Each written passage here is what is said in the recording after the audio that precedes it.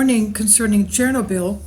Fire in the abandoned Chernobyl buildings has caused radiation levels to rocket. A fire broke out in the Ukrainian town of Chernobyl. It's very close to Kiev, by the way. It's home to the notorious nuclear disaster, and it's causing radiation levels in the area to spike to 16 times normal level. Chernobyl's nuclear reactor exploded in April 26 of 1986, and it was a result of the massive evacuation and abandonment of the huge area. That's what it happened, of course, after the May Day parade. Up to then, they were covering it up, basically, in order to hold the parade, which is a national holiday type of thing. They don't have religious holidays. They didn't have religious holidays. They have these huge national holidays, like, the parades that they have even in Red Square in Moscow, for example. Anyway, they had to have this, and after that, they had the mass evacuation and abandonment of the area, and led to an evacuation of more than 50,000 people. The disaster prompted the second most expensive nuclear cleanup in human history, costing about $45 million. Now, these ruins of the disaster are still starting to rear their ugly heads because a fire in the town has caused radiation levels to spike. As a fire burns, objects such as trees which have contained the nuclear fallout, the radiation is seeping into the air from those burning trees.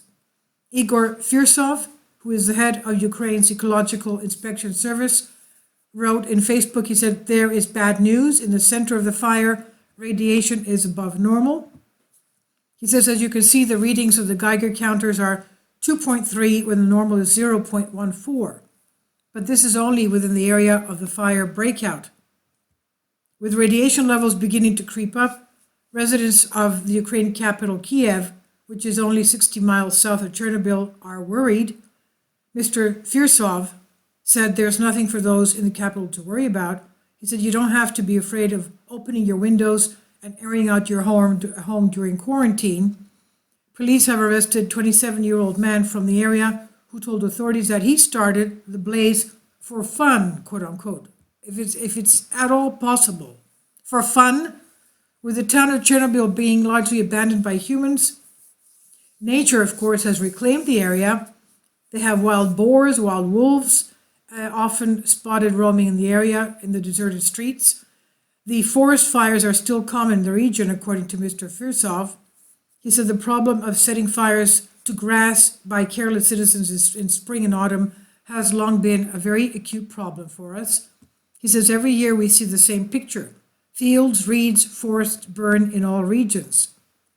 And up to now, a 19-mile exclusion zone remains in place. Authorities estimating the area will not be officially safe for humans habitating the area for hundreds of years due to the huge amounts of radioactivity being still released. The area in Ukraine is still a no-go zone to the vast amount of radiation still present. A UN study predicted the eventual death toll caused by cancer related to the blast and other illnesses will reach 4,000. The accident in 1986 often even affected the ecosystem and the food chain, of course, with domestically sourced wild boar meat causing concern due to the now radioactive mushrooms that the animals are eating there. This is by Express UK and Sean Martin.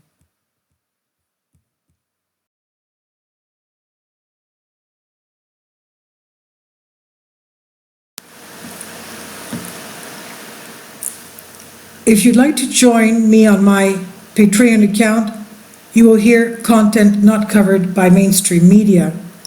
These riveting stories will be based on my research, and I will state my opinions and give my personal insight on diverse and controversial subjects and world events not covered by mainstream media, and not supported by YouTube guidelines.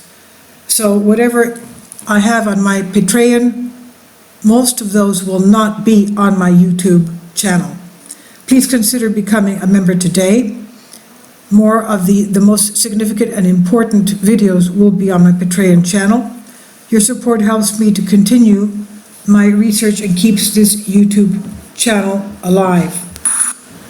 And we depend on your support, your generous charity, because we help economically challenged families here in Athens, Greece, in Kapota, and we also help the young generation with university tuition and the community around our church. Thank you.